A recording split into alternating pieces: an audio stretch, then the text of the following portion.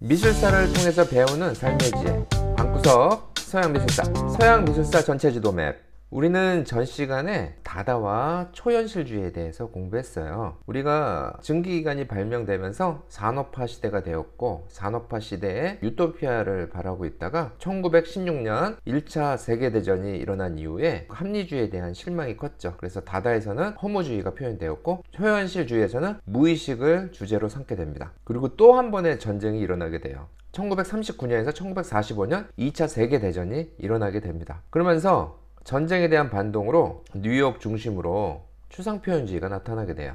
이전에 미술은 유럽 중심이었어요. 그것도 프랑스를 중심으로. 하지만 유럽에서 전쟁이 일어난 이후에 많은 예술가들이나 학자들이 미국으로 가게 됩니다. 그래서 뉴욕 중심으로 예술과 문화가 꽃을 피게 되죠. 그래서 추상표현주의가 나타나고, 또 하나는 구상표현주의가 나타나요. 더 나아가서는 생면추상회화가 나타납니다. 그래서 오늘 미국으로 옮겨진 뉴욕 중심의 추상표현주의와 구상표현주의에 대해서 공부해 보도록 할 거예요. 2차 세계대전이 1935년서부터 1945년에 일어났다고 했죠. 그래서 프랑스 중심에서 뉴욕 중심으로 바뀌게 됩니다. 첫 번째, 추상표현주의. 배경: 2차 대전 이후 이지적 추상에서 주정적 추상으로 변화하게 됩니다. 초현실주의 자동기술법과 칸딘스키의 자유추상의 영향이었죠. 전쟁을 피하여 도미한 유럽의 전위적인 작가들의 영향이 컸습니다. 경제공황에 따른 국가의 추상화에 대한 지원이 있었어요. 특징: 거대 화면의 전면 균질회화입니다. 자동기술법적인 화면 표현을 했고요. 작가의 제스처와 행위를 강조했습니다. 미술이란 창조의 결과가 아니라 과정 자체를 중요하게 되죠. 주관적 감정이나 본능적 욕구를 자유롭게 표현하기 시작합니다.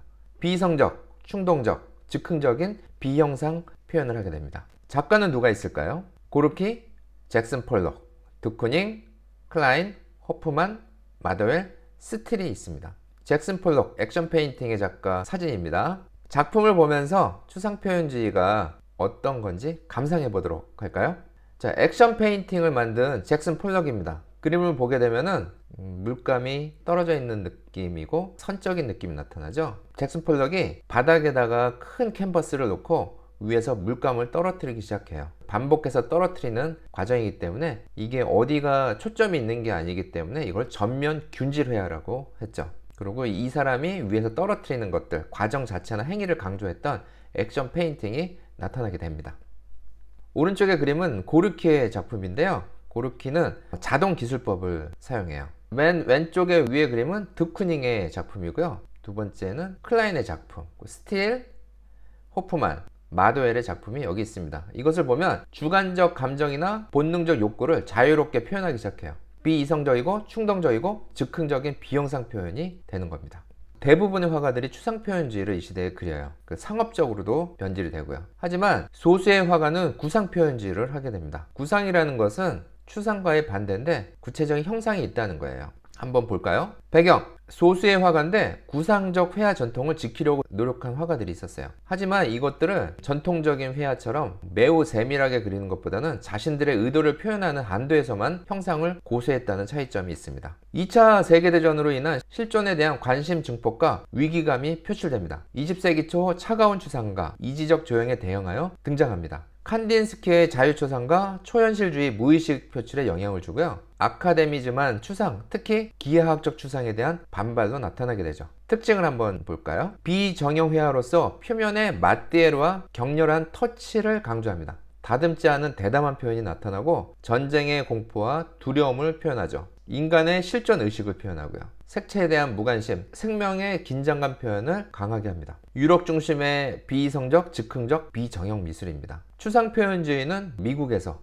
구상표현주의는 유럽에서 유행을 하게 되죠. 구상표현주의의 의의를 알아볼까요? 첫 번째는 2차 세계대전 이후에 시대적 참혹한 현실을 실천주의적 미술로 표현하여 고발합니다. 그리고 마띠에르를 강조하여 형상과 색채보다는 물질성을 강조하죠. 앵포르멜은 마띠에르를 강조합니다. 당시 상황의 실존주의적 태도로 전쟁의 참혹성과 비인간성을 고발하죠. 작가를 한번 알아볼까요? 듀이 뷔페와 베이컨이 있습니다. 듀이 뷔페는 앵포르멜의 대가예요. 작품을 관찰하면서 구상표현주의 특징을 한번 발견해 보도록 합시다. 듀이 뷔페는 앵포르멜이라는 장르를 만들어요. 듀이 뷔페의 작품은 그 자신의 표현을 빌리자면 야만적인 것의 가치를 나타내는 것이었어요. 그래서 새로운 재료를 두꺼운 반죽을 만들어서 바르고 표면 위를 긁는 기법으로 소박한 작품을 만듭니다. 이런 장르를 앵포르멜이라고 불렀어요.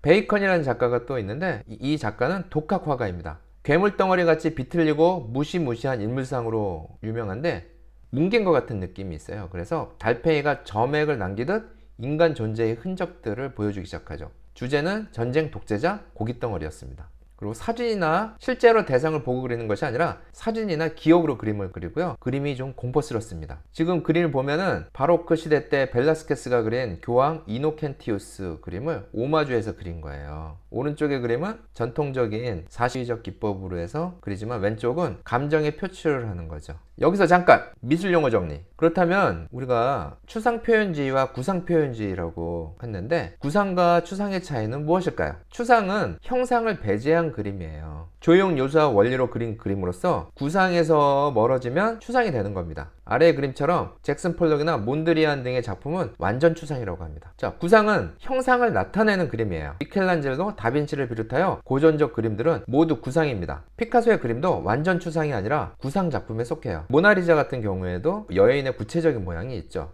미켈란젤로의 천지창조인 경우에도 사람의 모양들이 있습니다. 피카소의 그림을 보면 형태가 단순화되었지만 여기에 여인들의 모양들이 있죠. 그래서 구상 작품으로 분류하면 되겠습니다. 구상이건 추상이건 가장 중요한 것은 자신이 그리는 목적이 무엇인가가 가장 중요해요.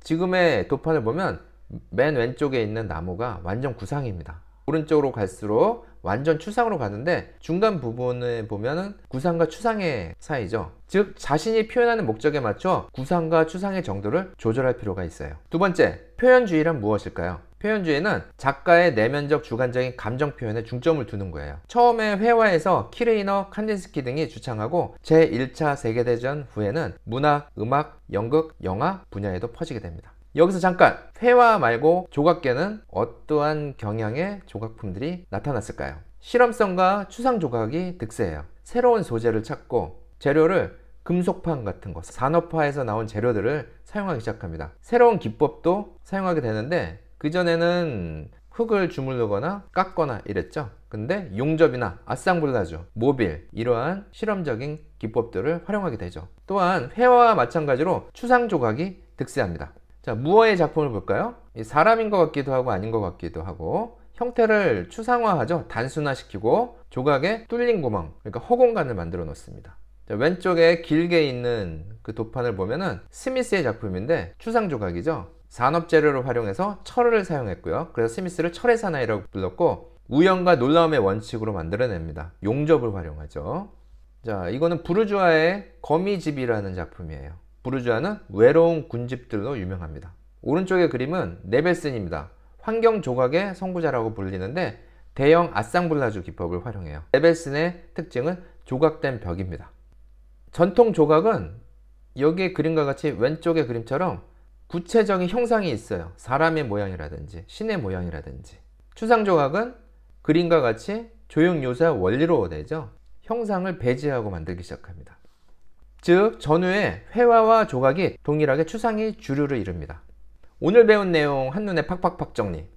자, 오늘 추상표현주의와 구상표현주의 그리고 전후의 조각계에 대해서 공부했어요. 2차 세계대전이 일어난 이후에 유럽에서 뉴욕 중심으로, 미국의 뉴욕 중심으로 미술계가 발전하게 되고 미술이란 창조의 결과가 아니라 과정 자체라고 중요시하게 됩니다. 추상표현주의가 대부분의 주류 화가들이었는데 고르키, 잭슨 폴록, 드쿠닝, 클라인, 호프만, 마더웰, 스틸 이런 작가들이 활동을 하게 되죠. 구상과 추상의 차이점은 뭐였죠? 구상은 형태가 있고 추상은 형태를 배제한 그림이라고 했었죠. 완전 구상과 완전 추상으로 선생님이 보여드렸고요. 표현주의는 작가의 내면적 주관적인 감정 표현에 중점을 둔 거라고 했죠. 또한 구상표현주의, 유럽에서 일어났던 구상표현주의는 소수의 화가였는데 유럽에서 일어났고 구상, 그러니까 형태를 간직하고 표현하기 시작합니다. 추상표현주의니까 자신 내면적 감정들을 표현하죠. 주제는 전쟁 이후의 실존에 대해서 표현하기 시작하죠. 그래서 앵포르멜이 있었고, 그리고 베이컨은 벨라스케스를 존경해서 바로크 시대의 교황 이노켄티우스 10세를 오마주하기도 합니다.